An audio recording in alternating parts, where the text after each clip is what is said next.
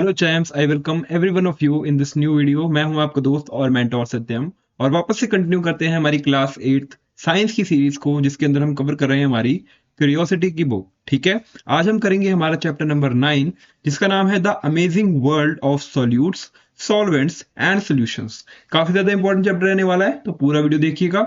And इस chapter के notes और क्वेश्चंस के आंसर्स मैं अपने टेलीग्राम चैनल पे आपके साथ शेयर कर दूंगा, और भी 2-3 चैप्टर्स के साथ एक साथ ही मैं शेयर कर दूंगा। तो जल्दी से जाइए, डिस्क्रिप्शन में टेलीग्राम चैनल का लिंक है, जल्दी से जाके ज्वाइन कर लीजिए। ठीक है, चलिए चैप्टर की शुरुआत करते हैं। अब बात आती है प्रोब एंड पॉन्डर की, यानी कुछ ऐसे क्वेश्चंस जो सबके माइंड में आएंगे इस चैप्टर का नाम सुन के। एंड ये सब क्वेश्चंस क्या हैं कि पहला क्वेश्चन है कि what do you think is happening in the picture above. ऊपर वाली पिक्चर में आपको क्या लगता है क्या हो रहा है? तो ये तो गांधी जी का सॉल्ट मार्च है। ठीक है, पिक्चर से हमें ये अंदाजा लग रहा है कि ये सॉल्ट मार्च की पिक्चर है, जब गांधी जी ने सॉल्ट लॉ को तोड़ा था अगेंस्ट द ब्रिटिशर्स। ठीक है, और खुद का अपना एक नमक कह सकते हो, खुद का नमक बनाया था, सॉल्ट बनाया था। ठीक है, what happens when you add too much sugar to your tea. अब सेकंड क्वेश्चन आता है कि क्या हो अगर आप बहुत ज्यादा चीनी अपनी चाय में डाल दो, एंड इट स्टॉप्स डिजॉल्विंग, और वो डिजॉल्व ना हो उसके बाद, मतलब एक टाइम के बाद वो डिजॉल्व होना बंद हो जाए। तो आप इस प्रॉब्लम को कैसे सॉल्व करोगे? ठीक है, सेकंड क्वेश्चन ये है। थर्ड क्वेश्चन है कि why do sugar and salt dissolve in water. ऐसा क्यों होता है कि शुगर और सॉल्ट जैसी चीज जो है वो वाटर में कंप्लीटली डिजॉल्व हो जाती है, लेकिन ऑयल में नहीं होती? ऐसा क्यों होता है? ठीक है, Y water considered a good solvent, और क्यों वाटर एक गुड सॉल्वेंट हम कंसिडर करते हैं। ठीक है, एंड चौथा क्वेश्चन है कि Y water bottles usually tall and cylindrical in shape. ठीक है, वाटर बॉटल्स की शेप जो है सिलेंड्रिकल क्यों होती है? ठीक है, सिलेंड्रिकल क्यों होती है, क्यों टॉल होती है, ऐसा क्यों होता है? ठीक है, इंस्टेड ऑफ स्फेरिकल, और ऐसे स्फेरिकल में क्यों नहीं होती? ठीक है, तो जनरली ये सब क्वेश्चंस इस चैप्टर में आ रहे हैं। ठीक है, ये सभी क्वेश्चंस के आंसर्स हम इस चैप्टर से लेंगे। ठीक है, सॉल्व करेंगे। ओके, चलिए चैप्टर की शुरुआत करते हैं।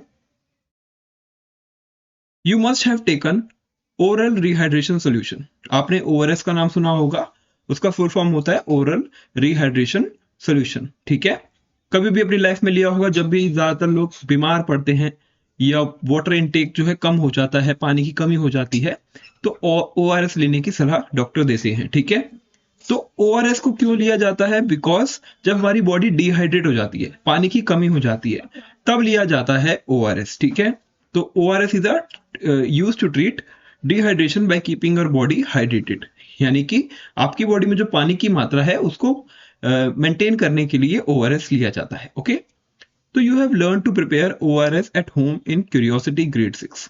ठीक है, क्यूरियोसिटी ग्रेड 6 में हमने सीखा कि ओआरएस को किस तरीके से लिया जाता है। Okay, you may have wondered why every sip of your homemade ORS taste the same. ऐसा क्यों होता है कि सारी सिप जो मतलब पूरी ग्लास में अगर हम कोई भी सिप लेते हैं तो टेस्ट हमेशा सेम रहता है, no matter how much you drink. ठीक है, no matter how much you drink, तो why does it not taste salty in one sip and sweet in another. ऐसा क्यों नहीं होता कि पहली बार में स्वीट टेस्ट आ रहा है, दूसरी बार में सॉल्टी टेस्ट आ रहा है, तो अलग अलग टेस्ट क्यों नहीं आता? एक ही जैसा टेस्ट पूरे सोल्यूशन में, पूरे ओआरएस के सोल्यूशन में क्यों आता है? ऐसा क्यों होता है? ठीक है, ऐसा इसलिए होता है because when you add sugar and salt, जब भी आप शुगर और सॉल्ट अपने पानी में मिलाओगे, दे फॉर्म अ मिक्सचर। वो क्या बनाते हैं? वो एक मिक्सचर बनाते हैं, मिक्सचर बनाते हैं जिसमें जो कंपोनेंट्स होते हैं वो इवनली डिस्ट्रीब्यूट हो जाते हैं। ठीक है, कंपोनेंट्स गेट इवनली डिस्ट्रीब्यूटेड, ठीक है, थ्रू आउट द सोल्यूशन। ऐसा नहीं है कि एक सोल्यूशन के कुछ हिस्से में इवनली डिस्ट्रीब्यूटेड है, कुछ में नहीं है। पूरे सोल्यूशन में जो सॉल्ट और शुगर है, वो जो कंपाउंड्स हैं, कंपोनेंट्स हैं, वो कह सकते हो प्रॉपरली इवनली डिस्ट्रीब्यूटेड हो जाते हैं। ठीक है, और मिल जाते हैं। Can you predict whether this mixture is uniform और नॉट। क्या आप बता सकते हो, क्या आप प्रिडिक्ट कर सकते हो कि whether this mixture is uniform और नॉट? व्हाट हैपन्स जब हम चॉक पाउडर को मिक्स करते हैं, जब हम चॉक पाउडर को मिक्स करते हैं वाटर के साथ, क्या वो यूनिफॉर्म मिक्सचर बनाता है? तो नहीं, जनरली हमने देखा है सॉल्ट और शुगर जो है वो यूनिफॉर्म मिक्सचर बनाता है, बट चॉक नहीं बनाता, बिकॉज हम उसको क्लियरली देख सकते हैं कि वहां पे कह सकते हैं कि वहां पे उसके पार्टिकल्स दिखते हैं, ओके, चॉक के। तो यहाँ पे यही चीज लिखी है कि व्हेन सॉल्ट और शुगर को मिक्स किया जाता है वाटर में, तो वो एक यूनिफॉर्म मिक्सचर बनाता है, वो एक यूनिफॉर्म मिक्सचर बनाता है, ठीक है। बिकॉज लेकिन जब चॉक पाउडर को हम डालते हैं, सैंड को डालते हैं, सॉडस्ट को डालते हैं जब वाटर के साथ, तो कंपोनेंट्स इवनली डिस्ट्रीब्यूट नहीं होते, या तो सतह पर बैठ जाते हैं, जैसे कि इस इमेज में है, नीचे सैंड के पार्टिकल्स बैठ गए हैं, या तो ऊपर ऊपर रह जाते हैं, जैसे कि यहाँ पे आप देखते हो, ठीक है। तो ऐसा नहीं हो रहा कि वो इवनली डिस्ट्रीब्यूट हो रहे हैं। तो सच मिक्सचर्स को हम कहते हैं नॉन यूनिफॉर्म मिक्सचर्स। ये हमने लास्ट हमारे प्रीवियस चैप्टर में, हमने चैप्टर नंबर 8 में ये ऑलरेडी डिस्कस कर लिया है, ठीक है। तो अब एक्सप्लोर करेंगे science of mixing things together. अब हम एक्सप्लोर करेंगे science of mixing things together, कि किस तरीके से हम थिंग्स को मिक्स करेंगे, ठीक है, उसकी साइंस समझने की कोशिश करते हैं, ओके। अब क्वेश्चन आता है कि what are solute, solvent and solution, यानी कि चैप्टर की हेडलाइन में ये तीन वर्ड आपको देखने को मिले, सॉल्यूट, सॉल्वेंट और सोल्यूशन, ठीक है। तो ये क्या होते हैं वो समझते हैं। एक यूनिफॉर्म मिक्सचर जो होता है, चाहे वो सॉल्ट का हो या शुगर का हो, पानी के साथ, उसको हम कहते हैं सोल्यूशन। क्या कहते हैं? सोल्यूशन। इसको याद रखना है कि एक यूनिफॉर्म मिक्सचर जो होता है उसको हम जनरली सोल्यूशन बोलते हैं, ठीक है। जब भी कोई सॉलिड लिक्विड के साथ मिलता है तो वो सोल्यूशन बनाता है। तो ये भी याद रखना है कि whenever a solid is mixed with liquid to form solution, the solid component is called solute। जैसे कि चीनी मिलाई पानी में, तो चीनी यानी शुगर जो है वो सोल्यूट है, एंड जो लिक्विड कंपोनेंट है वो सॉल्वेंट है। और जो निकल के आया, जब सॉल्यूट डिसॉल्व हो गया सॉल्वेंट पे, तो उसने बनाया सोल्यूशन। तो आपको सोल्यूट पता चल गया सॉलिड आइटम, सॉल्वेंट पता चल गया लिक्विड आइटम जिसमें मिलाया जा रहा है, और सॉल्यूशन जो जब सॉल्यूट सॉल्वेंट में डिसॉल्व हो जाता है कंप्लीटली, तो सोल्यूशन बन के निकल के आता है, ठीक है। तो ये देखो, solute plus solvent is equal to solution. इस चीज को आपको याद रखना है, ठीक है, बहुत ही ज्यादा इंपॉर्टेंट है, याद रखना है, ठीक है। अब यहां मेरे पीछे इमेज देखिए, बीकर में येलो कलर का है सॉल्यूट, ब्लू कलर का है सॉल्वेंट। ये हो गया हमारा जो भी हम चीज मिलाना चाह रहे हैं पानी में, और सॉल्वेंट हो गया हमारा लिक्विड यानी वाटर, ठीक है। और हम इसको इसमें कंप्लीटली मिला दिया है, और सोल्यूट जो है मिल गया है सॉल्वेंट में, और बन गया है हमारा सोल्यूशन, हमारा बन गया है सोल्यूशन, ओके। ओके गाइस, तो जब भी सोल्यूशन बनता है बाय मिक्सिंग टू लिक्विड्स, जब हम दो लिक्विड को मिला के सोल्यूशन बना रहे हैं, यहाँ पे तो एक सोल्यूट है और एक सॉल्वेंट है, लेकिन जब हम दो मिक्स कर रहे हैं लिक्विड्स को, it not always clear which substance is dissolving the other. तो इस टाइम पे ये नहीं क्लियर होता कि कौन सा सब्सटेंस किसके अंदर डिसॉल्व हो रहा है, ठीक है, कौन सा सब्सटेंस किसके अंदर डिसॉल्व हो रहा है, ये क्लियर नहीं होता। इन सच केसेस जो सब्सटेंस प्रेजेंट है इन स्मॉलर अमाउंट, जो कम अमाउंट में प्रेजेंट है, वो होता है सोल्यूट, और जो ज्यादा अमाउंट में प्रेजेंट है वो होता है सॉल्वेंट।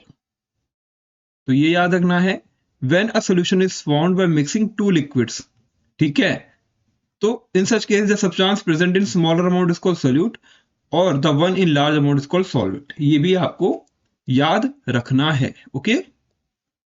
ओके गाइस, याद रखना है इसको भी।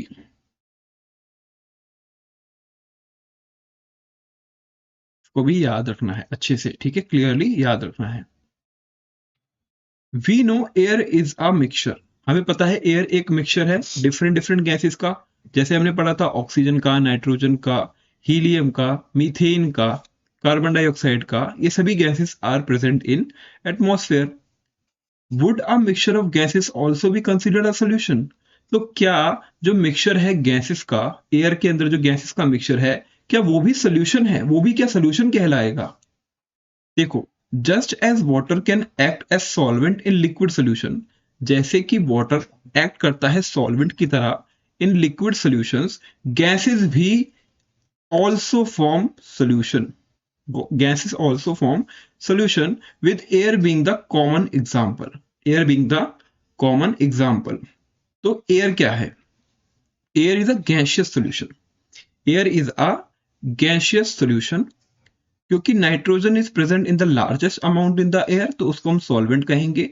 ऑक्सीजन जो है, आर्गन जो है कार्बन डाइऑक्साइड है, और अदर गैसेस को हम सोल्यूट कहेंगे। ठीक है, और जो बन के निकला एयर जो है हम ब्रीथ कर रहे हैं, वो है हमारा सोल्यूशन। ठीक है, तो इसको भी आपको क्लियरली याद रखना है कि एयर भी एक गैसियस सॉल्यूशन है जिसमें नाइट्रोजन जो है वो ज्यादा अमाउंट में प्रेजेंट है, तो इसलिए वो क्या हो गया, हमारा सॉल्वेंट हो गया।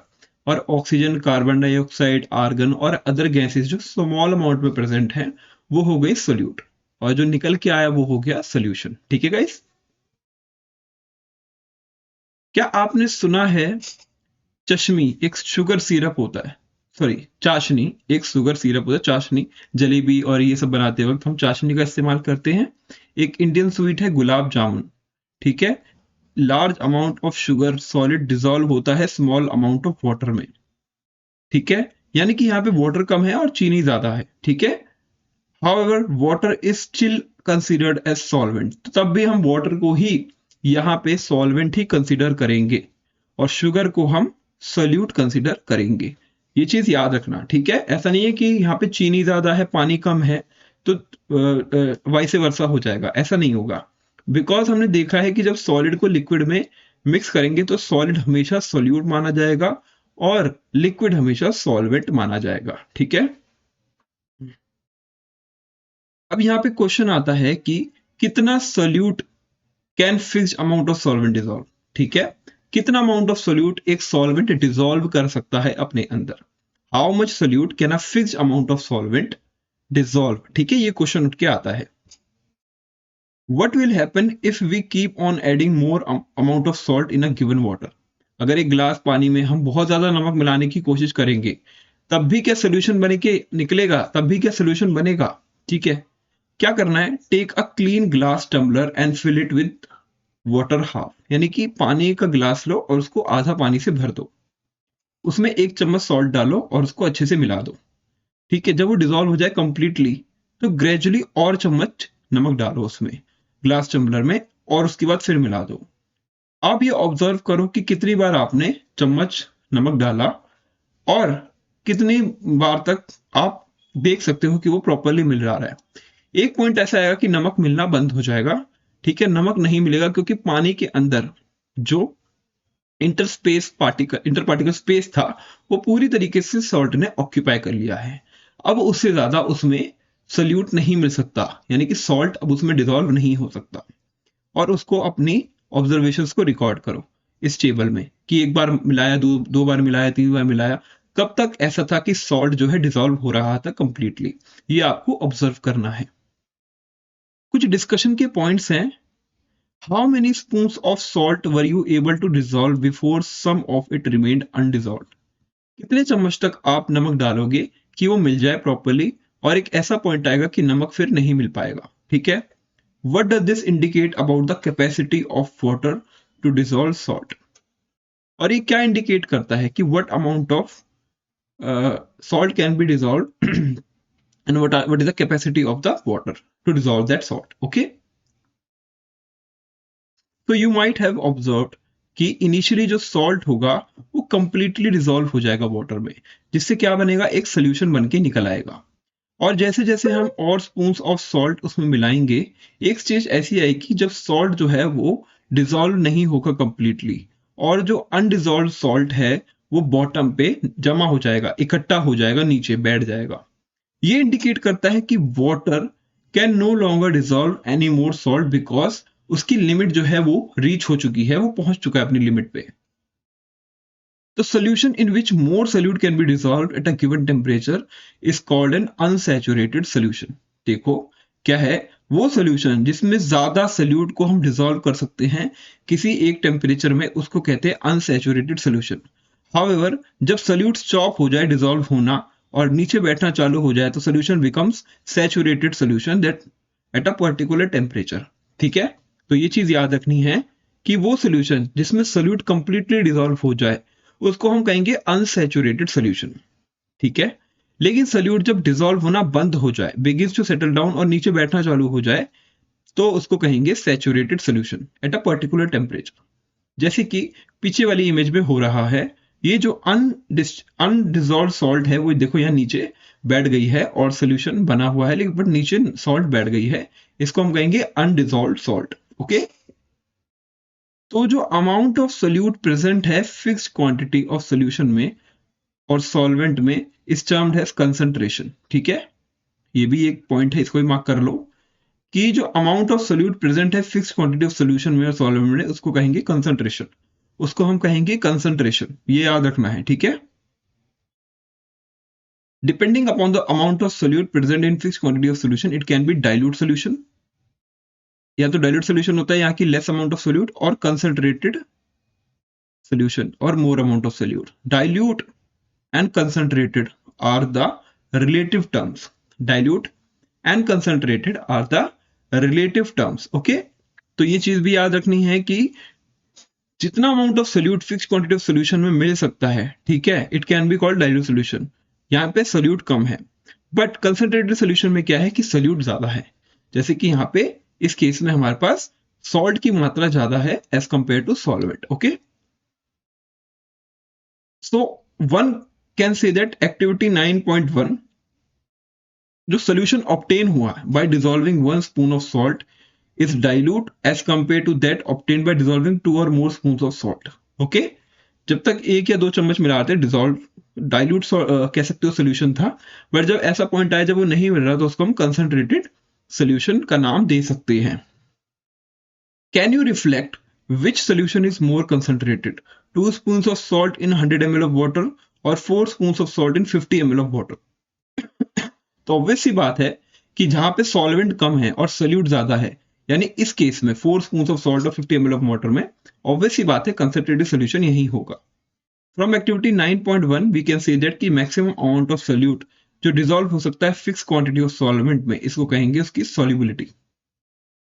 ठीक है, we can say that the maximum amount of solute that can dissolve in fix quantity of solvent is called its solubility. ये भी आपको याद रखना है। ठीक है, ये भी आपको मैंने मार्क कर दिया, इसको भी आप मार्क कर लो अपनी बुक में, ये भी याद रखना है। ठीक है, जो मैं हाईलाइट करता हूं वो इंपॉर्टेंट पॉइंट होता है, उसको आपको मार्क करके चलना है, बिकॉज वो आपकी डेफिनेशन बन सकती है, कोई पॉइंट बन सकता है, उसको लिखना जरूरी होता है, तो बुक में मार्क कर लिया करो। ठीक है,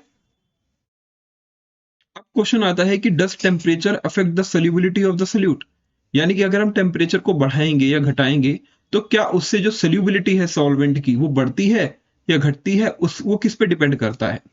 तो यही क्वेश्चन आता है कि how does a temperature affect the solubility of a solute. ठीक है, how does a temperature affect the solubility of a solute. Okay, इसके लिए एक एक्टिविटी करते हैं। क्या करो, 50 ml ऑफ वाटर ले लो एक ग्लास बीकर में और मेजर करो उसका टेम्परेचर। ठीक है, थर्मामीटर के अकॉर्डिंग, मान लो 20 डिग्री सेल्सियस टेम्परेचर है। उसके अंदर बेकिंग सोडा डालो, sodium hydrogen carbonate. Baking soda का जो साइंटिफिक नेम है, कह सकते हो केमिकल नेम है, वो है सोडियम हाइड्रोजन कार्बोनेट। ठीक है, उसको आप वाटर में डालो और उसको मिलाओ। ठीक है, continue adding small amount of baking soda while sharing, और उसके बाद एक एक चम्मच करके मिलाते रहो till the solid baking soda is left undissolved. जब तक मिलाओ, जैसे कि हमने नमक वाले में किया था कि नीचे नमक अनडिजॉल्व नमक बैठ गया था, सेटल हो गया था, वैसे ही सोडा भी सेटल होना चाहिए at the bottom of the beaker. ठीक है, जैसे कि यहाँ पे एक्सपेरिमेंट कर रहे हैं कि यहाँ पे हम ग्लास रॉड है ये, ठीक है, ये बीकर है, ये पे वाटर है, इसके अंदर बेकिंग सोडा है, फिर ये पूरा सेटअप बना रखा है इन्होंने। ठीक है, और ये थर्मामीटर है, ये थर्मामीटर लंबा वाला लेबोरेटरी थर्मामीटर, तो ये रिकॉर्ड करेगा टेम्परेचर को। अब जैसे जैसे हम इस सॉल्यूशन को, अभी तक क्या हुआ था कि हमने मिलाना चालू करा और एक पॉइंट पे अनडिजॉल्व बेकिंग सोडा नीचे सेटल डाउन हो गया, नीचे बैठ गया। अब हम क्या करेंगे, सोल्यूशन को गर्म कर रहे हैं, तो क्या सोल्यूशन को गर्म करने से वो सोल्यूशन बेकिंग सोडा उसमें मिलने लगेगा, यानी कि वो अनडिजॉल्व जो बेकिंग सोडा था वो सोल्यूशन में मिल जाएगा कि नहीं, वो देखना है। ठीक है, अब क्या करो, हीट करो कंटेंट को 50 डिग्री सेल्सियस पे और मिलाते रहो चम्मच उससे। ठीक है, what happens to the undissolved baking soda, क्या होगा जो अभी तक सोडा नहीं मिला था, जो सेटल डाउन हो गया था, क्या वो मिल जाएगा। You will observe that it has dissolve, आप देखोगे कि वो डिजॉल्व हो गया, वो मिल गया। और उसके बाद आप और बेकिंग सोडा डाल के मिलाते रहो और टेम्परेचर बढ़ाते रहो।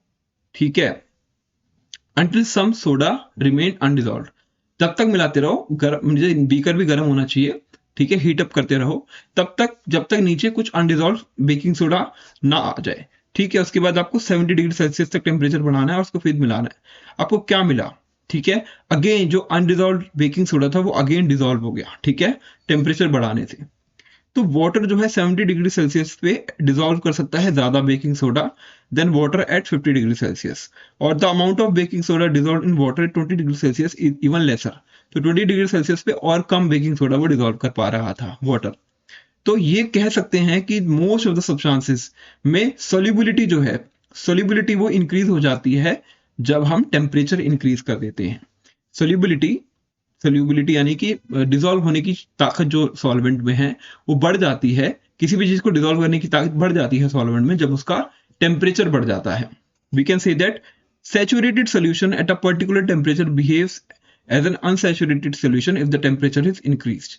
ठीक है, यानी कि सैचुरेटेड सोल्यूशन कौन सा सोल्यूशन जिसमें नीचे अनडिजॉल्व पार्ट रह जाता है, वो भी अनसैचुरेटेड बन सकता है अगर उसका टेम्परेचर इंक्रीज कर दिया जाए। ठीक है, तो ये पॉइंट मैंने मार्क करा है, इसको भी याद रखना है। ओके, इसको भी याद रखना है। अब हम बढ़ते हैं आगे। देखो अवर साइंटिफिक हेरिटेज क्या है इसमें। देखो water has primarily been use as a solvent. Water को हमेशा से एक सॉल्वेंट की तरह यूज किया गया है for the preparation of medicinal formulations in Ayurveda, Siddha and other traditional systems of medicine in India.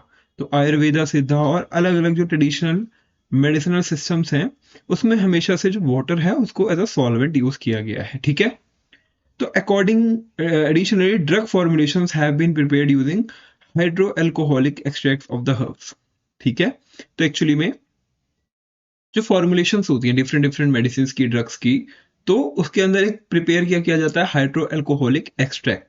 कोई भी हर्ब है, कोई भी जड़ी बूटी है, उसका हाइड्रो अल्कोहलिक जो एक्सट्रैक्ट होता है उसको यूज किया जाता है। ठीक है, तो Indian systems of medicine has also refer to use of oils, ghee, milk and other substances as solvents. ठीक है, फॉर ड्रग फॉर्मुलेशंस। ओके, इन सब का इस्तेमाल करा जाता है to help achieve the therapeutic benefits of the drug. ठीक है, जो थेरापॉटिक बेनिफिट्स हैं ड्रग्स के वो उसको एक्सटेंड करने के लिए ये प्रोसेस किया जाता है। ओके, अब हम बात करेंगे be a scientist. What inspired Asima Chatterjee, ठीक है, Asima Chatterjee to work on medicinal plants. ठीक है, असीमा चैटर्जी को क्या चीज ने इंस्पायर करा कि वो मेडिसिनल प्लांट्स के ऊपर कह सकते हो स्टडी करती हैं, वर्क करती हैं। तो असीमा चैटर्जी एक रिनोन्ड जानी मानी है for her work in developing anti epileptic और एंटी मलेरियल ड्रग्स। ठीक है, एपिलेप्सी होती है एक बीमारी और मलेरिया बच्चों से फैलती है, तो उनके खिलाफ इन्होंने ड्रग डेवलप करा, ड्रग मतलब मेडिसिन डेवलप करी।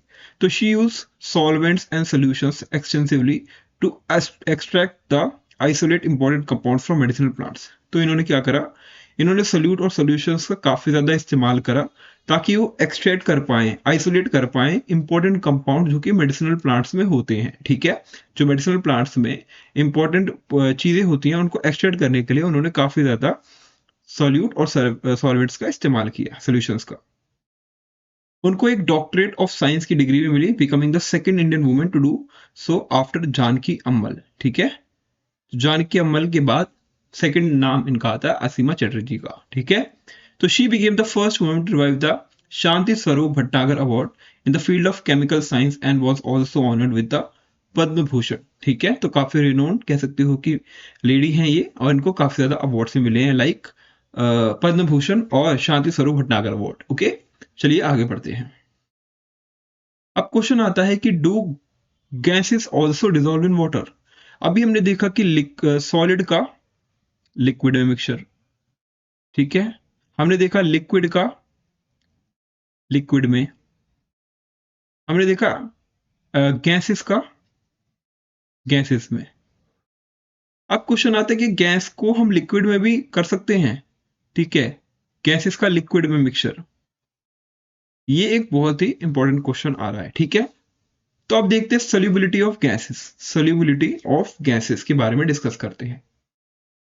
काफी सारी गैसेस जैसे कि ऑक्सीजन जो है वो पानी के अंदर डिजोल्व फॉर्म में होती है, जैसे नदियों में, समुद्र में क्योंकि वहां के जो एक्वेटिक एनिमल्स होते हैं, जैसे मछलियां हैं और भी जो भी एनिमल्स हैं एक्वेटिक एनिमल्स, उनको ऑक्सीजन कहाँ से मिलती है? उनको ऑक्सीजन मिलती है जो डिजॉल्व ऑक्सीजन होती है पानी के अंदर।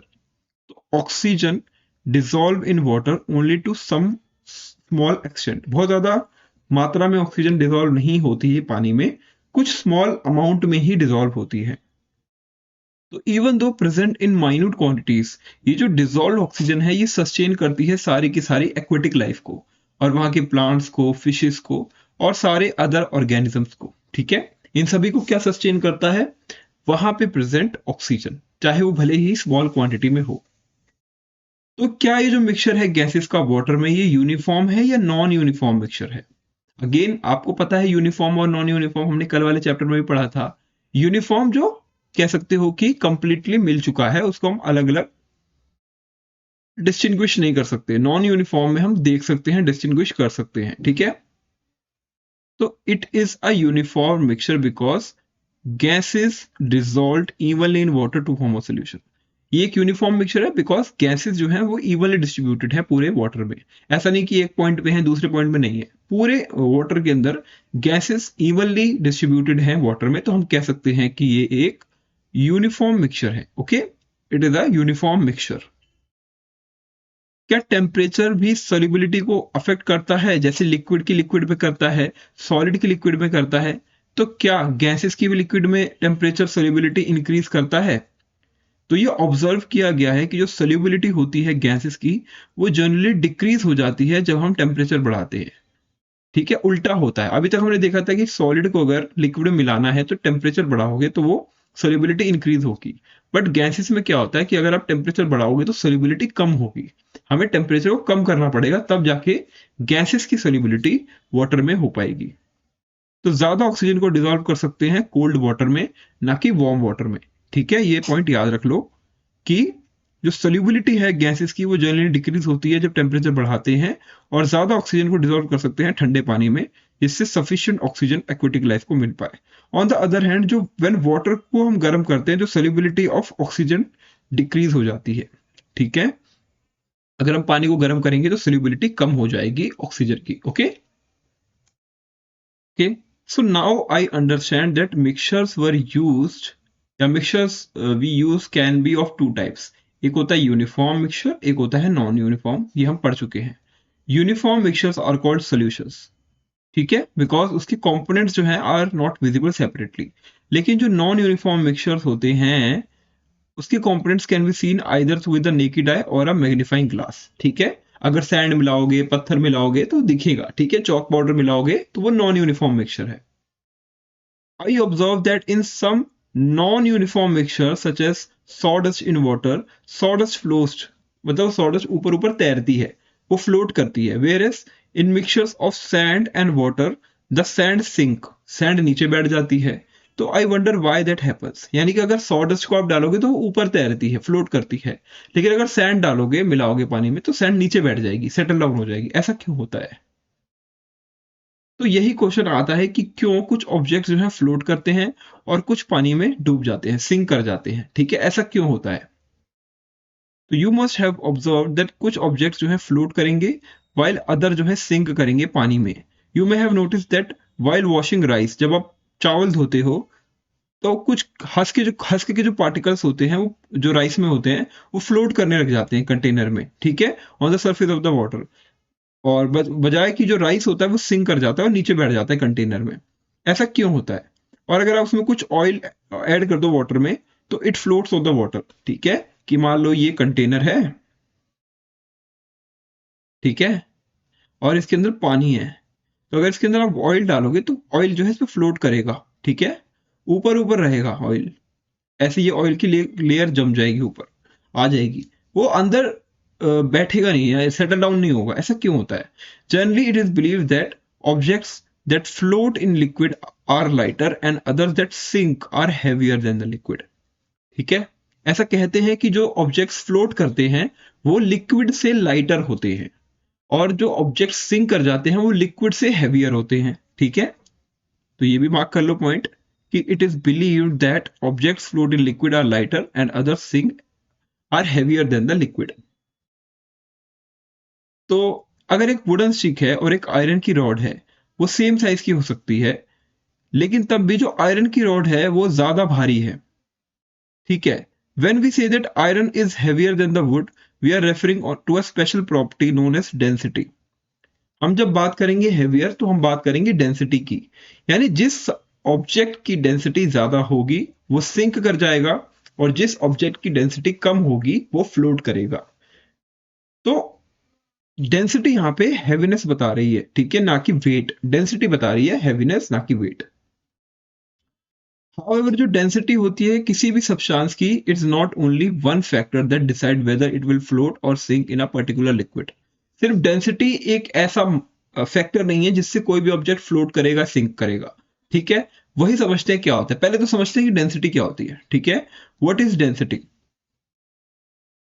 इमेजिन करो एक क्राउडेड बस है जहां पे काफी सारे लोग जो हैं भरे हुए हैं, उस बस में पैक्ड हैं टुगेदर।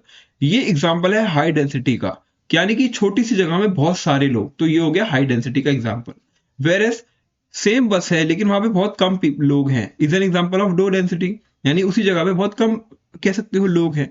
सिमिलरली एक फॉरेस्ट है जहां पे ट्री जो है ग्रो कर रहे हैं बहुत पास पास, closely each other, is called a dense forest, इसको हम डेंस फॉरेस्ट कहते हैं। But if trees are far apart it is considered less dense. जैसे कि इस वाले इमेज में देखो, यहाँ पे पेड़ जो है बहुत पास पास हैं, ठीक है। इस इमेज में पेड़ जो है बहुत पास पास हैं, तो यहाँ पे दिख रहा है कि डेंस फॉरेस्ट है। यहाँ पे पेड़ जो है बहुत दूर दूर है, तो यहाँ पे इसको कह सकते हैं कि लेस डेंस फॉरेस्ट है। तो साइंटिस्ट ने डेंसिटी को कैसे समझा? How do scientist define density? Let us find out.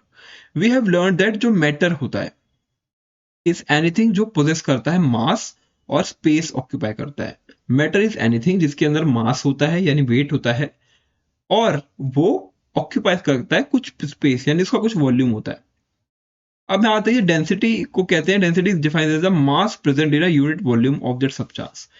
एक यूनिट ऑफ वॉल्यूम में कितना मास प्रेजेंट है उस ऑब्जेक्ट का, उसको कहेंगे density. Density is defined as the mass present in unit volume of this substance. तो डेंसिटी ऑफ सब्सटेंस में भी एक्सप्रेस है, density is equal to mass upon में वॉल्यूम, यानी एक वॉल्यूम, एक यूनिट वॉल्यूम में कितना मास आ सकता है उसको कहेंगे डेंसिटी। ओके, उसको कहेंगे डेंसिटी। ओके, ठीक है।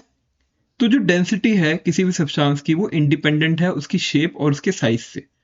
जरूरी नहीं कि बहुत बड़ा ऑब्जेक्ट होगा तभी उसकी डेंसिटी ज्यादा होगी, छोटे से ऑब्जेक्ट की डेंसिटी भी ज्यादा हो सकती है, ठीक है। मान लो एक बड़ा सा वुडन ब्लॉक है, ठीक है, एक बड़ा सा वुडन ब्लॉक है, और एक इतनी पतली सी आयरन की रॉड है। हो सकता है इसकी डेंसिटी ज्यादा हो, इसकी कम हो। ऐसा क्यों? क्योंकि ये, इसका जो मास पर यूनिट वॉल्यूम है, मास पर यूनिट वॉल्यूम वो ज्यादा है as compare to the wooden block. तो कह सकते हो कि जो आयरन रॉड है उसकी डेंसिटी ज्यादा है as compare to the wooden block. तो it doesn't depend on the shape और size, however it is dependent on the temperature और pressure। ये चीज याद रखो कि डेंसिटी डिपेंडेंट नहीं होती शेप और साइज पे, बट डेंसिटी डिपेंडेंट होती है उसके टेम्परेचर और प्रेशर पे। तो प्रेशर हम पढ़ चुके हैं, प्रेशर प्राइमरीली जो डेंसिटी होती है affect the density of gases, यानी कि अगर आप बहुत ज्यादा प्रेशर बनाओगे तो डेंसिटी ऑफ गैस इंक्रीज हो जाएगा, और अगर कम प्रेशर बनाओगे तो डेंसिटी ऑफ गैस डिक्रीज हो जाएगा। While it affects on solids and liquids is negligible. और प्रेशर का जो इम्पैक्ट सॉलिड और लिक्विड पे होता है वो नेग्लिजिबल होता है, बट एक टाइम के आप प्रेशर नहीं कर सकते। जैसे सिरिंज के अंदर, सिरिंज के अंदर अगर आप उसका सिरिंज का मुंह है और उसको बंद कर दोगे, एक एक्टिविटी करी भी थी, इसको खींचोगे फिर दबाओगे, अगर इसमें कुछ नहीं है तो जो सिरिंज है वो आगे बढ़ता रहेगा, बढ़ता रहेगा, बढ़ता रहेगा। यानी हम कंप्रेस कर सकते हैं जो सिरिंज के अंदर की गैस है बहुत ज्यादा लेवल तक, उसको कह सकते हैं बहुत ज्यादा डेंसिटी है, लेकिन प्रेशर क्रिएट कर सकते हैं। बट अगर यही लिक्विड हो या कोई सॉलिड हो, तो लिक्विड या सॉलिड के अंदर वो आगे नहीं बढ़ेगा, वो रुक जाएगा एक पॉइंट के बाद। यानी प्रेशर का जो इम्पैक्ट होता है वो सॉलिड और लिक्विड पे ज्यादा नहीं होता, ऐसे कह सकते हो कि नेग्लिजिबल होता है, ठीक है। तो जो यूनिट्स हैं, यूनिट्स जहां पे डेंसिटी को एक्सप्रेस किया जाता है वो डिपेंड किस पे करते हैं? Unit of mass and volume taken, कितना मास और कितना वॉल्यूम है उन्होंने लिया है उस पर डिपेंड करती है डेंसिटी। हमने देख लिया। और एसआई यूनिट ऑफ मास और volume are kilogram and cubic metre, यानी कि मास की हो गई केजी और वॉल्यूम की हो गई मीटर स्क्वायर, ठीक है, cubic metre, metre cube sorry. Okay, metre cube को क्यूबिक मीटर कहते हैं रिलेटिवली। देयरफॉर जो एसआई यूनिट डेंसिटी की है वो किलोग्राम पर क्यूबिक मीटर हुई, यानी कि डेंसिटी की जो हो गई हमारी एसआई यूनिट वो हो गई किलोग्राम पर मीटर क्यूब। ठीक है, इस पॉइंट को याद रखना।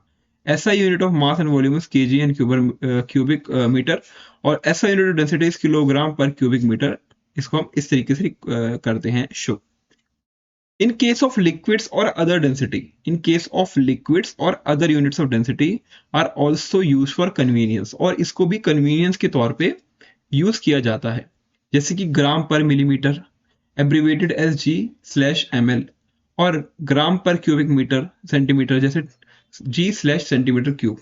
तो इस तरीके से भी हम डेंसिटी को यूनिट ऑफ कन्वीनियंस के हिसाब से हम देख सकते हैं। ठीक है, यूनिट ऑफ कन्वीनियंस के हिसाब से। अब क्वेश्चन आता है conversion factor for density. Conversion factor क्या है डेंसिटी का? तो 1 किलोग्राम तो ये होता है 1000 ग्राम पर मीटर क्यूब, इसको हम कह सकते हैं 1000 ग्राम और 1000 लीटर। 1 G और स्लैश एल, इसको हम कह सकते हैं 1G/100 ml, और 1 ग्राम पर 1000 सेंटीमीटर क्यूब। इसको इस तरीके से हम लिख सकते हैं अलग अलग फॉर्म में अपनी कन्वीनियंस के हिसाब से। तो जो मास होता है 1 ml ऑफ वाटर का, वो is close at 1 gram at room temperature. For the measurement of mass of water, we generally consider the volume in milliliter. जब हम वाटर की बात करते हैं तो जनरली हम जो वॉल्यूम कंसिडर करते हैं वो मिलीलीटर में करते हैं। ठीक है, और उसका मास जो है हम उसको ग्राम में करने की कोशिश करते हैं। ठीक है, यानी मास को हम ग्राम में कंसिडर करते हैं और वॉल्यूम को हम मिलीलीटर में। ठीक है, लिक्विड के केस में, वाटर के केस में। अगर 10 ml ऑफ वाटर है, 10 ml ऑफ वाटर है, ठीक है, वुड बी अप्रोक्सीमेटली 10 ग्राम का होगा। सिमिलरली 100 ml ऑफ वाटर जो होगा वो 100 ग्राम का होगा। Suppose the mass of an aluminium block is 27 gram. एक एल्यूमिनियम ब्लॉक है, वो सॉलिड है, उसका मास जो है 27 ग्राम है, तो उसका वॉल्यूम कितना होगा? उसका वॉल्यूम होगा 10 सेंटीमीटर क्यूब, और उसकी डेंसिटी होगी 2.7 ग्राम पर सेंटीमीटर क्यूब। ये निकालने का तरीका है, निकाला है इन्होंने। ठीक है, एल्यूमिनियम का ब्लॉक है, उसकी 27 ग्राम कह सकते हो क्या है, मास है, और उसका वॉल्यूम है 10 सेंटीमीटर पर क्यूब। अब उसकी डेंसिटी निकालनी है, तो 27 को डिवाइड कर दो आप 10 से, तो हो गया 2.7। और इसका ऐसा यूनिट हमें पता है कि जब हम इसको ग्राम और मिलीलीटर में कंसीडर कर सेंटीमीटर में करें तो ग्राम पर सेंटीमीटर क्यूब। अगर मैं इसको किलोग्राम में करता हूं तो किलोग्राम पर मीटर क्यूब हो जाएगा। ठीक है ना, ये तो आपको पता ही है। इसको मैथ थोड़ा सा आप कर सकते हो ऊपर नीचे, ये अपने कन्वीनियंस के हिसाब से कर सकते हैं, जैसे यहाँ पे दिखा रखा है। ठीक है, यहाँ पे दिखा रखा है, ऐसे आप देख सकते हो। एक दो बारी पढ़ोगे समझ आ जाएगा। ठीक है, कंफ्यूजन नहीं होगा। From this it can be said that aluminium is 2.7 times denser then the water. यानी वाटर के हिसाब से एल्यूमिनियम 2.7 टाइम्स ज्यादा भारी है, डेंसर है। तो we can express this fact by saying that जो रिलेटिव डेंसिटी है एल्यूमिनियम की with respect to water is 2.7, तो it is a number without any units. जब वाटर के रिस्पेक्ट में हम बात करेंगे तो कोई यूनिट नहीं लगाएंगे, जैसे कि यहाँ पे हमने ग्राम पर सेंटीमीटर क्यूब लगाया था, किलोग्राम पर मीटर क्यूब लगाया था, या ग्राम पर मिलीलीटर लगाया था, वो नहीं लगाएंगे। ठीक है, कोई यूनिट नहीं लगाएंगे, आंसर को डायरेक्टली लिखेंगे। तो फॉर्मूला हो गया relative density of any substance with respect to water. किसी भी सब्सटेंस की जो रिलेटिव डेंसिटी है, ठीक है, as compare to its water, तो उसको फॉर्मूला हो गया उसकी डेंसिटी, उस सब्सटेंस की density divide by the density of water at the temperature. ठीक है, सिंपल सा है, बहुत ज्यादा इसमें कंफ्यूजन है ही नहीं, कि पहले हम बात करेंगे रिलेटिव डेंसिटी की और फिर उसको डिवाइड कर देंगे डेंसिटी ऑफ सब्सटेंस से। अगर यहाँ पे कोई एल्यूमिनियम की रॉड हुई और नीचे वाटर का डेंसिटी, ठीक है, डिवाइड कर देंगे। हैव यू नोटिस कि सम पैकेट्स ऑफ घी और ऑयल जो है उनके ऊपर वॉल्यूम लिखा होता है 1 लीटर, लेकिन उनका वेट जो होता है वो 910 ग्राम्स होता है। ठीक है, what does this tell about the density of oil? Is it less और more than the water? Is it less और मोर देन द वाटर? तो हम इसको कैलकुलेट कर सकते हैं। ठीक है, अब डिटर्मिनेशन ऑफ डेंसिटी कैसे निकालेंगे? ठीक है, डिटर्मिनेशन ऑफ डेंसिटी कैसे निकालेंगे? तो density of an object can be determined by measuring its mass और वॉल्यूम। ये हमने पढ़ लिया। अगर हमारे पास मास है, वॉल्यूम है, तो मास को वॉल्यूम से डिवाइड कर देंगे, हमारे पास आ जाएगा हमारा डेंसिटी। ठीक है, अगर हम मास को डिवाइड कर देंगे वॉल्यूम से, हमारे पास आ जाएगा डेंसिटी। क्वेश्चन आता है मास को कैसे मेजर किया जाता है? तो हमने ये क्यूरियोसिटी ग्रेड 6 में देखा है कि जो मास होता है is the quantity of matter present in any object. किसी भी ऑब्जेक्ट में how much amount of matter, चाहे वो सॉलिड हो, लिक्विड हो या गैस हो, how much amount of matter उसमें प्रेजेंट है, ठीक है, उसको हम कहेंगे मास। और जो इंस्ट्रूमेंट हम यूज करते हैं उसको मेजर करने के लिए, उसको कहते हैं known as balance. The instrument use to measure the mass of an object is called balance. ये सब याद रखना है, ठीक है, ये सब याद करने वाले पॉइंट है। तो आपने देखा होगा कि काफी सारे दुकानदार जो है बैलेंस का यूज करते हैं, ठीक है, शॉपकीपर्स। तो here we are using digital weighing balance. तो अब तो हम डिजिटल वेइंग बैलेंस यूज करते हैं। जैसे आप सब्जी लेने जाते हो तो वो बट्टा रखते हैं ना, बैलेंस मेंटेन करने के लिए, कि अगर बराबर हो जाता है तो उतने का वो सामान हो गया। अब हम डिजिटल वाला यूज करते हैं, इसमें नंबर लिखे आते हैं, उसको डिजिटल वेइंग बैलेंस कहते हैं, ठीक है, जिसमें मेजर करते हैं द मास, ठीक है, उसमें हम मास को मेजर करते हैं। You learn in chapter exploring forces on the earth, weight और मास आर क्लोजली रिलेटेड। और हमने ये पढ़ा भी था, वेट और मास जो है क्लोजली रिलेटेड होता है। बेसिकली जो वेट होता है उसमें मास तो आता है, बट उसमें ग्रेविटी भी आती है। तो जो मास है वो हमेशा कांस्टेंट रहेगा, बट जो वेट है वो इंक्रीज कर सकता है और वो डिक्रीज कर सकता है, कुछ भी कर सकता है, वो डिपेंड करता है ग्रेविटी पे। अगर ग्रेविटी ज्यादा है तो वेट ज्यादा हो जाएगा, अगर ग्रेविटी कम है तो वेट कम हो जाएगा, बट मास हमेशा कांस्टेंट रहेगा, ठीक है, मास हमेशा कांस्टेंट रहेगा। हो सकता है कि धरती पे ग्रेविटी है 9.8 ग्राम, ठीक है, लेकिन अगर आप मून पे चले जाओ तो वहां पे ग्रेविटी कम हो जाएगी, तो वहां पे उसी ऑब्जेक्ट का जो वेट है वो कम लगेगा आपको, और यहाँ पे उसी ऑब्जेक्ट का वेट जो है ज्यादा लगेगा। तो समझ गए ना आप, तो क्लोजली रिलेटेड है वेट और मास। और वेट को मास को हम कैसे मेजर करते हैं, विद अ बैलेंस, ओके। जैसे ये वाला जो है इलेक्ट्रिक वाला डिजिटल वेइंग बैलेंस, ठीक है, आप इस पे रखो और ये नंबरिंग से बता देगा, आपने देखा भी होगा ये। Let us you major the mass by doing following activity. कोई नहीं, बस कर लेते हैं। Switch on the digital weighing balance, इसको ऑन कर दो। ऑब्जर्व द इनिशियल रीडिंग, वहां पे 0 0 लिखा होगा, इट शुड बी 0 रीडिंग, अगर उस पर कुछ नहीं रखा है तो, ठीक है, ठीक है। अब क्या करो, उस पर ड्राई और क्लीन एक वॉच ग्लास रख दो, ठीक है, वॉच ग्लास में कोई सामान वामान रखते हैं टेस्ट करने के लिए, तो वॉच ग्लास रख दो और बटर पेपर रख दो पैन पे, ठीक है, एक पैन के ऊपर करके। अब रीडिंग को नोट करो, डिजिटल वेइंग बैलेंस की। Reset the digital weighing balance reading to 0 by pressing the tear or reset button to shown in the figure. Now carefully place the solid object. अब उसमें कोई solid object जैसे कि कोई stone या पत्थर का टुकड़ा रख दो और फिर वॉच ग्लास पे, फिर देखो रीडिंग क्या होती है। तो रीडिंग देखो यहाँ पे 16.40 दिखा रहा है, कुछ बढ़ गई है, ठीक है, which gives the mass of the stone is 16.40 gram, okay. तो you may have use other type of balance available in your school. आप जैसे चाहो ऐसे वे कर सकते हो, मेजर कर सकते हो वेट, ओके। तो मास जो लिक्विड का होता है उसको हम मेजर कर सकते हैं replacing the watch glass with a beaker and pouring the desired amount of liquid in it, ठीक है। तो वॉच ग्लास रख के उसके ऊपर बीकर रख के उसके ऊपर कह सकते हो आप सामान, उसमें पानी भर के उसका आप मास जो है लिक्विड का वो मेजर कर सकते हो, कितना भारी है वो। As mention in chapter number 5, word, mass और weight are often used interchangeably everyday language, but उनका मीनिंग डिफरेंट होता है। We can sometimes get confused। जो मास होता है वो क्वांटिटी ऑफ मैटर किसी भी ऑब्जेक्ट में प्रेजेंट होता है, किसी भी सब्सटेंस में। इट्स यूनिट्स आर ग्राम और kilogram. On the other hand जो वेट होता है, by which weight is a force by which earth attract an object, earth attract करती है ऑब्जेक्ट को, उसको हम वेट कहते हैं। Towards itself that is measure by newtons, ठीक है, वेट को हम न्यूटन्स में मेजर करते हैं और मास को हम किलोग्राम में। तो जब हम सब्जी लेने जाते हैं और भी सामान लेते हैं तो हम पे वेट नहीं करते, उसका मास निकालते हैं, ना कि वेट करते हैं, ओके। तो most balances except two pan balances like in this actually measure weight, but their scale are marked in mass units, so they show values in grams और किलोग्राम्स, ठीक है। तो हमने उसको एक्चुअली में मास पे कर रखा है, तो उसका वेट नहीं शो होगा। शो किसका होगा, सामान जब रखेंगे तब उसका वेट शो होगा, ओके गाइस। ये टू पैन बैलेंस है कि एक सामान रखा दूसरा रखा, तो जो भारी होगा उसके हिसाब से जो बैलेंस होता है ऊपर नीचे होता है वो है। हमने देखा मास को कैसे मेजर करते हैं। अब हम देखेंगे कि वॉल्यूम को कैसे मेजर करेंगे, how to measure the volume. एक टेट्रा पैक ले लो जिसमें 200 ml मिल्क हो, बटर मिल्क हो, ठीक है, जिसको हम छाछ कहते हैं।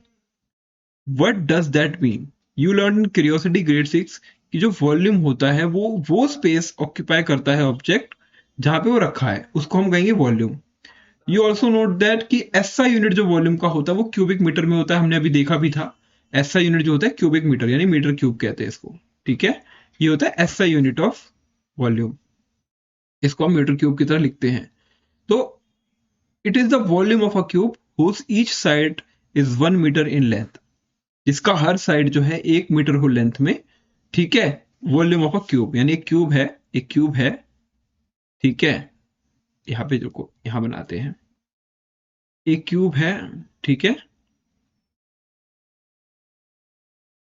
और उसका हर साइड 1 मीटर है, तो ही वो क्यूब होगा क्योंकि सबकी साइड सेम होती है। जैसे स्क्वायर में ये चारों साइड सेम होती हैं, उसी तरीके से क्यूब में भी चारों जो डायमेंशंस होते हैं वो सेम होते हैं।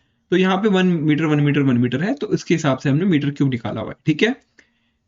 तो volume of smaller object is conveniently expressed in decimetre cube. अगर कोई सामान छोटा सामान है, मीटर से छोटा है, तो उसको हम डेसीमीटर में भी दिखा सकते हैं और सेंटीमीटर क्यूब में भी दिखा सकते हैं, सेंटीमीटर क्यूब में, ठीक है। 1 centimetre cube is also known as 1 cc। 1 cc को भी हम 1 सेंटीमीटर क्यूब कहते हैं। वॉल्यूम ऑफ लिक्विड को हम लीटर में एक्सप्रेस करते हैं और equivalent to 1 decimetre cube. A commonly used submultiple of a litre is millimetre. हम इसको मिलीलीटर में भी दिखा सकते हैं, which is equal to 1 centimetre cube, ठीक है। ये सब टर्म्स आपको समझ आनी चाहिए, ठीक है। 1 मिलीलीटर को हम 1 सेंटीमीटर क्यूब से भी कह सकते हैं, कर सकते हैं denote, which is equal to 1 centimetre cube also, अगर वॉल्यूम निकालना है, ठीक है, वॉल्यूम निकालना है तो। ओके ओके, ठीक है। तो one of the common apparatus used to measure the volume is measuring cylinder. एक मेजरिंग सिलेंडर होता है, उसके अंदर हम बेसिकली लिक्विड्स का जो वॉल्यूम होता है वो नापते हैं, वो मेजर करते हैं। It is narrow transparent cylindrical container, जिसका एक साइड ओपन होता है और दूसरा साइड क्लोज होता है, जैसे कि यहाँ पे आप देख सकते हो मेरे पीछे, ठीक है। They are markings on the transparent body of the cylinder that indicate the volume of liquid in the measuring cylinder, ठीक है। और उसके अंदर हम वॉल्यूम मेजर कर सकते हैं। इनकी डिफरेंट डिफरेंट कैपेसिटीज के सिलेंडर हैं, इसमें अलग अलग कैपेसिटी ऑफ वाटर ये होल्ड करते हैं। तो we can use it to measure the desired amount of liquid. तो measuring cylinder are available in different sizes, ताकि हम मेजर कर पाए, या तो 5 ml का है, 10 ml का है, 25 ml का है, 50 ml का है, 100 ml का है, 250 ml का है। How accurately can these measures cylinders measure, ठीक है, लेट अस फाइंड आउट। एक एक्टिविटी करते हैं। In curiosity grade 6 chapter thermometer और उसके मेजरमेंट में हमने सीखा कि किस तरीके से यूज द थर्मामीटर, ताकि हम स्मॉलेस्ट रीडिंग को भी मेजर कर पाए, स्मॉलेस्ट अगर हीट है तो उसको भी मेजर कर पाए। And can do the same with measuring cylinder also. हम इसको सिलेंडर, मेजरिंग सिलेंडर है उसकी तरीके वो भी यूज कर सकते हैं for identifying the volume of any liquid, ठीक है। Take the measuring cylinder and observe it carefully, note down the following. What is the maximum volume it can measure? ज्यादा से ज्यादा ये कितना वॉल्यूम मेजर कर सकता है? अब now look at the measuring cylinder carefully, और सिलेंडर में मार्क्ड है 100 ml, देयरफॉर ये सबसे ज्यादा से ज्यादा 100 ml ऑफ मेजरिंग कर सकता है, ठीक है। 100 ml ऑफ वाटर का मेजरिंग कर सकता है। और what is the smallest it can major? तो मेजरिंग सिलेंडर देखो, how much the volume is difference indicated between the two bigger marks. For example 10 ml and 20 ml में अगर डिफरेंस है, तो how much smaller divisions are there between the two bigger marks? How much volume does one small division indicate? तो smallest volume that measuring cylinder can read is, इसको आप major करके देख सकते हो। 90 से 100 है तो 10 ml, ठीक है, 10 ml का दिखा रहा है इसमें, ठीक है। तो for measuring cylinder showing 9.16 the volume difference indicated between 10 ml and 20 ml और 40 एंड 50 इज 10 ml। तो मैंने सही बोला, 10 ml होता है, ठीक है। इस मेजरिंग सिलेंडर मतलब इस पर्सपेक्टिव में, इस वाले की बात कर रहे हैं हम। हो सकता है आपको कोई दूसरा मिले तो दूसरे में कोई और डिफरेंस हो, बट जनरली यही होता है, रीडिंग यही इसी से मार्क किया जाता है, ठीक है। तो number of divisions her mark में कितना है? 10 ml का गैप है। यहाँ पे देखो 10 ml, यहाँ पे 10 ml, यहाँ पे 10 ml, यानी 60-70 गए 10, 70 से 80 गए तो भी 10 ml का गैप है, 80 से 90 गए तो भी 10 ml का गैप है। तो one small division can read 10/10 is equal to 1 ml। 10 divide by 10 is equal to 1 ml तक का वो कह सकते हो। हर मतलब ये जैसे ये देखो, ये पूरा हो गया 10 ml, ठीक है। और ये छोटे छोटे पॉइंट्स है 1 2 3 4 5 6 7 8 9 10, तो इनके जो बीच बीच का है ये जो है 1 ml के हैं, यानी ये पूरा 10 है और ये 1 ऐसे ये 10 ml यहाँ है, तो 1 ml का गैप है, ठीक है, स्मॉल डिविजन में। दैट इज जो स्मॉलेस्ट वॉल्यूम है जो सिलेंडर मेजर कर सकता है वो है 1 ml, और हाईएस्ट जो है वो है 100 ml, ठीक है। ये हमने निकाल लिया है, हाईएस्ट 100 ml है और सबसे छोटा 1 ml है, ठीक है, ये निकल चुका है। तो स्मॉलेस्ट वॉल्यूम जो मेजरिंग सिलेंडर मेजर कर सकता है on the capacity of measuring cylinder, ठीक है, usually it is 0.1 ml of in smaller measuring cylinders. अगर कोई स्मॉलर मेजरिंग सिलेंडर तो 0.1 ml तक कर सकता है। इसकी हाईएस्ट कैपेसिटी 10 ml तक की होती है और 25 ml तक की होती है। और इज इट 1 ml अगर वो 1000 ml है, जैसे ये वाला, ठीक है, 100 ml है तो 1 ml तक measuring cylinder, 2 ml in a 250 ml measuring cylinder और 5 ml in 500 ml measuring cylinder. तो अलग अलग सिलेंडर अलग अलग कैपेसिटी होती है। Suppose we want to take 70 ml of water, हमें 70 ml ऑफ वाटर चाहिए, तो if you use a 50 ml measuring cylinder it would not be possible. कम से कम हमें 100 ml ऑफ वाला चाहिए, तभी हम 70 ml को मेजर कर पाएंगे। अगर 50 वाला करेंगे तो वो उससे ज्यादा हो जाएगा उसकी लिमिट से, तो फिर क्या मतलब है। तो हमें अगर मान लो 70 ml हमें मेजर करना है तो हमें कम से कम 100 ml का चाहिए। अगर if you use a 50 ml cylinder, it would not be possible to measure 70 ml of water in one step. First, we have to measure 50 ml of water, then 20 ml. Measuring volume is more than one step is not convenient. On the other hand, अगर हमारे पास 250 ml का है तो और 500 ml measuring cylinder use किया जाता है, तो measurement can be done in one step. तो हम एक ही स्टेप में मेजरमेंट कर सकते हैं, क्योंकि एक ही बार वॉल्यूम निकालने के लिए एक ही बार पानी डालना पड़ेगा, but the accuracy would be reduced as the smallest volume that these measuring cylinder can measure a greater than that of 100 ml। अगर हमें स्मॉलेस्ट वॉल्यूम निकालनी है तो फिर उसके लिए ठीक नहीं है, क्योंकि 500 ml का अगर हम चाहिए, अगर हम 500 ml वाला सिलेंडर उठाएंगे तो मिनिमम वो 5 ml तक का रिकॉर्ड करेगा। अगर 250 ml तक का निकालेंगे तो मिनिमम वो 2.5 ml तक रिकॉर्ड करेगा। इसलिए अगर हमें और 1 ml तक निकालना है तो हमें कम से कम 100 ml वाला चाहिए, छोटा वाला चाहिए, ठीक है। ये कंफ्यूजन कर रखी है इन लोगों ने और कुछ नहीं, आप पढ़ोगे क्लियर हो जाएगा। मैंने पढ़ाया समझाया, एक दो बारी पढ़ो याद हो जाएगा, ठीक है। Hence 100 ml measuring cylinder is the best choice for this measurement।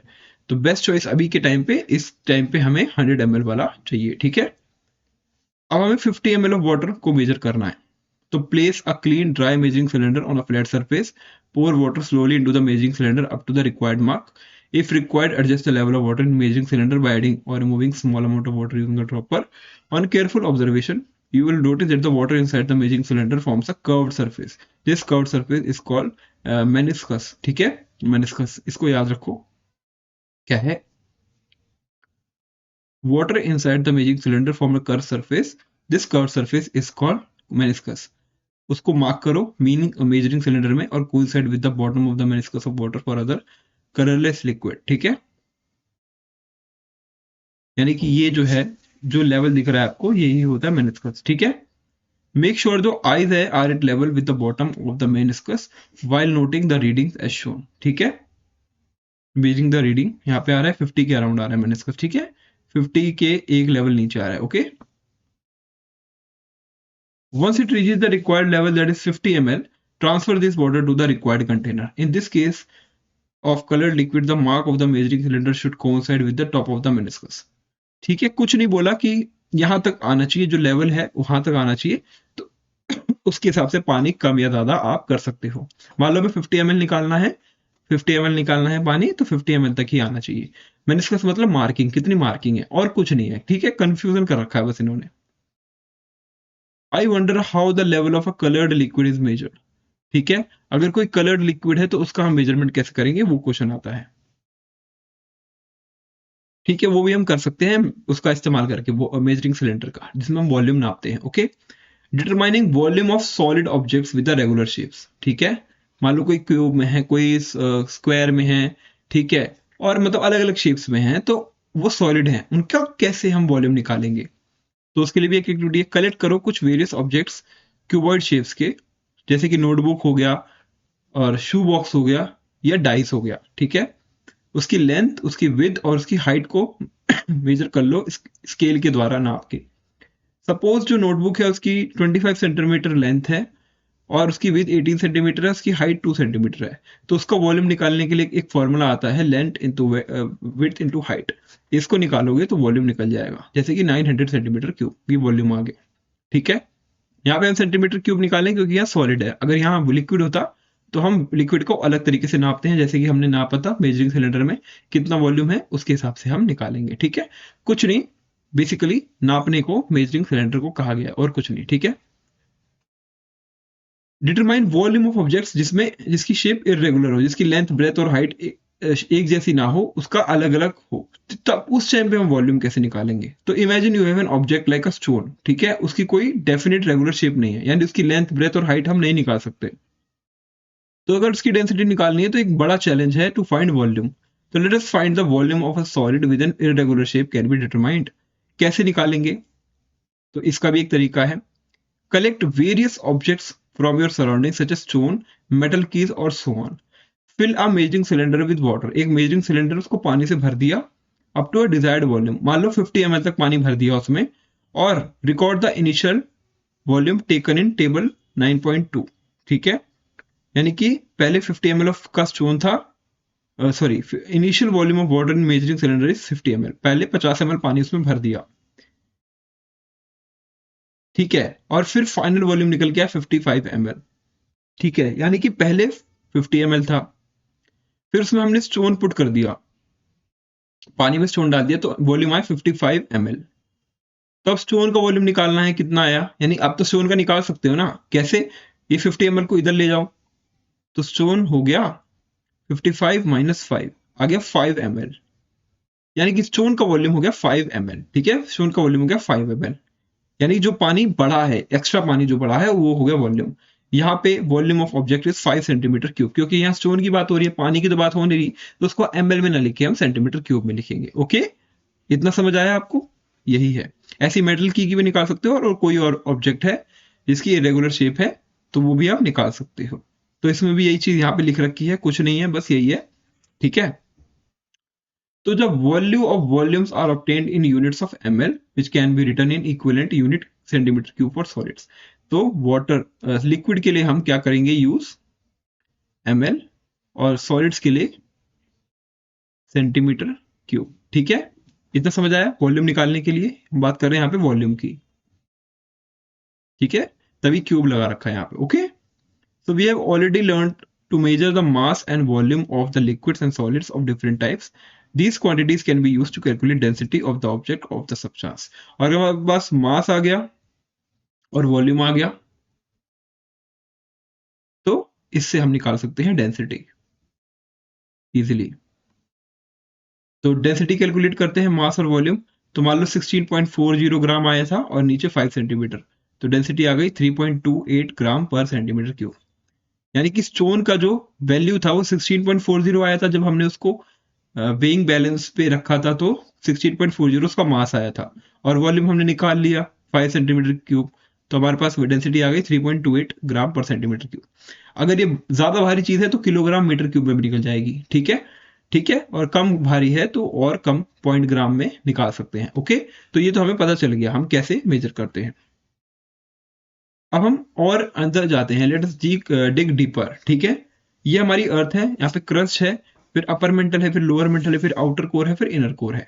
यहाँ की लेयर्स हैं। ठीक है, यानी जो सतह है ऊपर है, फिर उसके अंदर आ जाएंगे तो हमारी अपर मेंटल आएगा, फिर हमारा लोअर मेंटल आएगा, फिर हमारा आउटर कोर आएगा, फिर इनर कोर आएगा। ओके, तो डिड यू नो जो हमारा प्लेनेट अर्थ है is composed of several layers, जिसमें crust, upper mantle, lower mantle, outer core, inner core, और उसकी पर्टिकुलर रेंज है, उसकी डेंसिटी है। ठीक है, यानी जैसे जैसे आप अंदर जाते रहोगे, कहीं कहीं डेंसिटी बढ़ जाएगी, कहीं कहीं डेंसिटी कम हो जाएगी।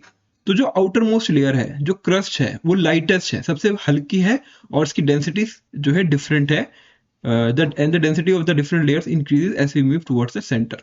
और जैसे जैसे हम अंदर जाएंगे वैसे वैसे डेंसिटी बढ़ती रहेगी। इसीलिए जो भारी चीज है, जो जिसकी डेंसिटी ज्यादा है वो अंदर होगी, वो नीचे होगी, और जिसकी डेंसिटी कम है वो ऊपर होगी। जैसे कि क्रस्ट, जो हमारा क्रस्ट है उसकी डेंसिटी कम है, इसलिए वो ऊपर है, और जैसे जैसे हम अंदर जाएंगे डेंसिटी इंक्रीज होती रहेगी, क्योंकि वो उसका मास बढ़ता रहेगा पर यूनिट ऑफ वॉल्यूम, ठीक है।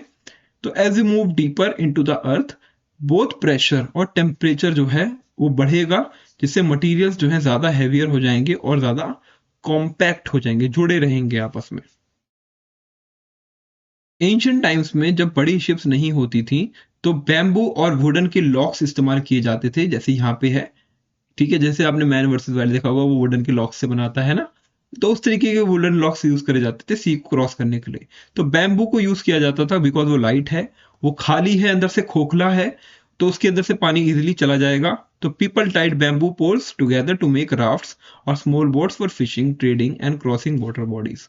और ये जो वुडन के लॉक्स होते हैं स्पेशली स्ट्रॉन्ग ट्रीज के बनाए गए होते हैं, वो अंदर से खाली होते हैं और जिससे राफ्ट बनाना बहुत ईजी होता है। ये राफ्ट होती है, जो इस पे ये पर्सन खड़ा है, राफ्ट है।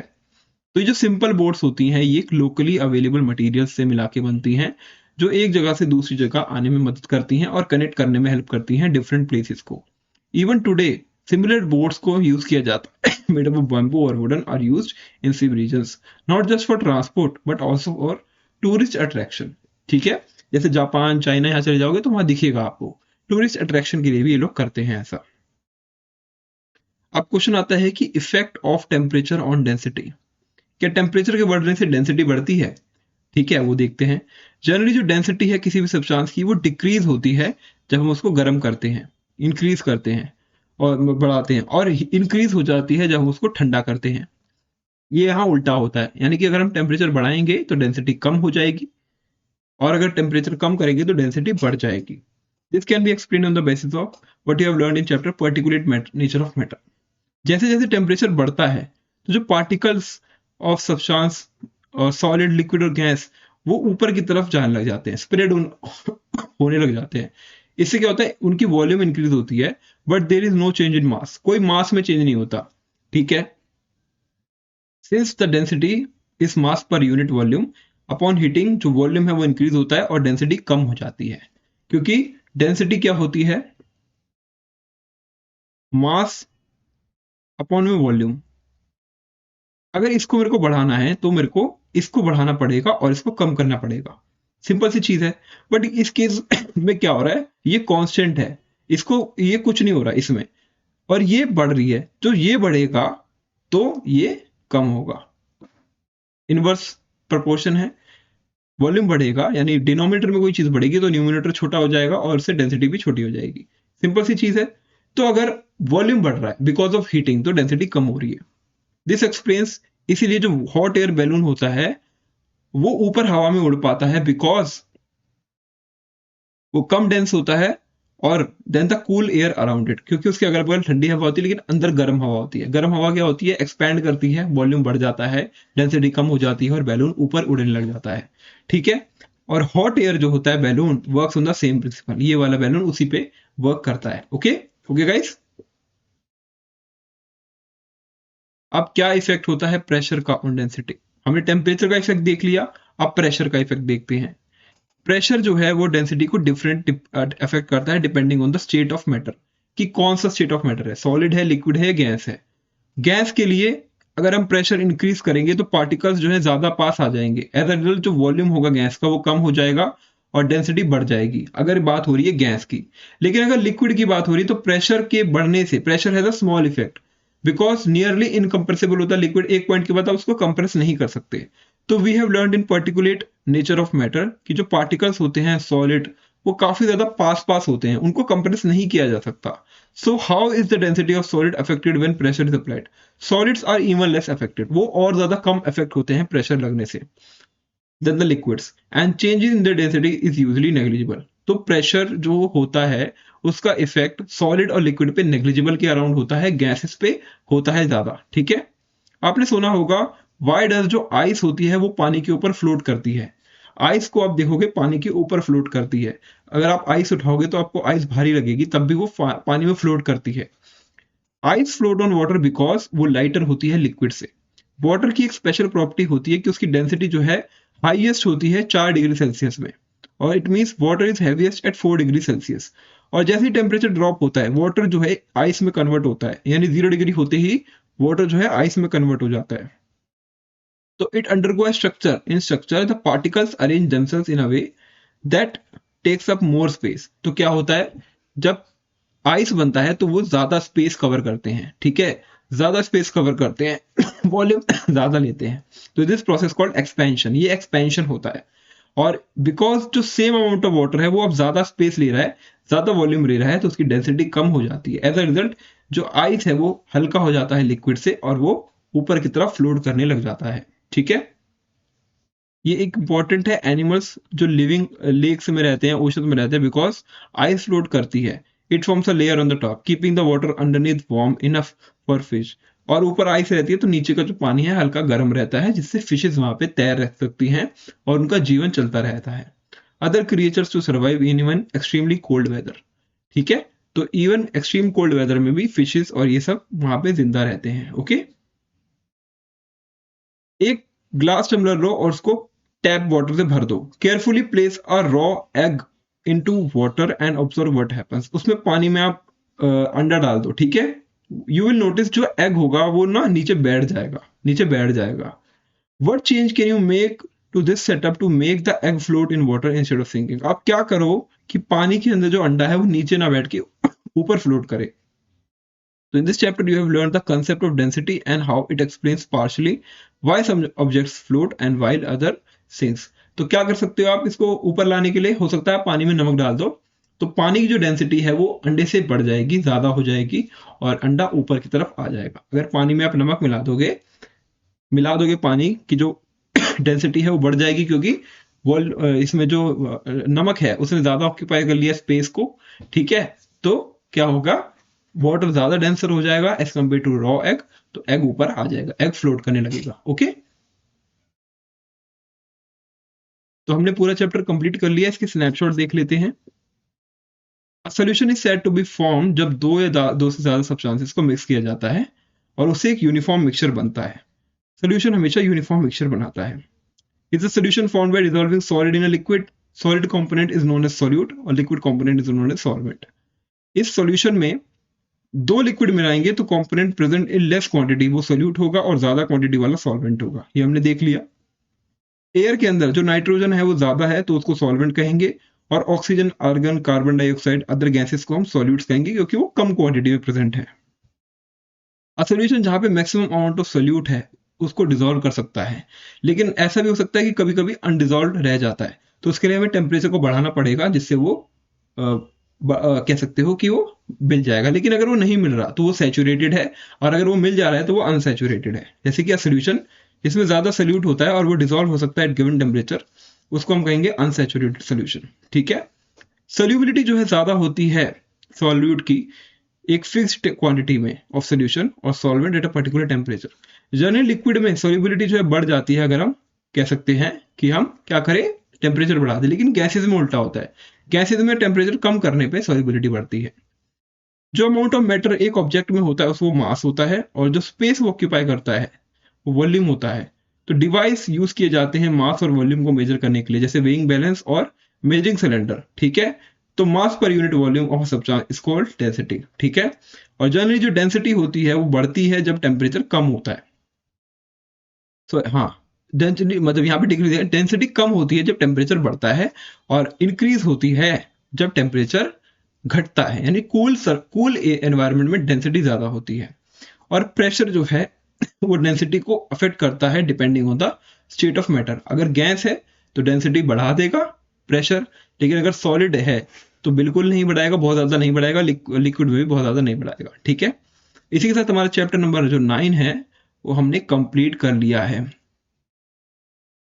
ठीक है। चैप्टर 9 में हमारा कंप्लीट हो गया। अब मात्र हमारे 4 चैप्टर रह गए हैं, 10, 11, 12 और 13, ठीक है। उसके बाद हमारी साइंस कंप्लीट हो जाएगी हमारी क्लास 8 की। इसके सभी क्वेश्चंस के आंसर्स और इसके नोट्स में टेलीग्राम चैनल के अंदर अपलोड कर दूंगा। लिंक जो है डिस्क्रिप्शन में है, जल्दी से ज्वाइन कर लीजिए। हो सकता है 1-2 दिन लग जाए, मैं कर दूंगा अपलोड, ठीक है। जब तक आप वीडियोस को 1-2 बारी और देख लीजिए ताकि आपके सारे कॉन्सेप्ट क्लियर हो जाए, ठीक है। मिलते हैं नेक्स्ट वीडियो में। आई होप आपको वीडियो अच्छा लगा हो। Thank you so much for watching the video. Bye guys, bye.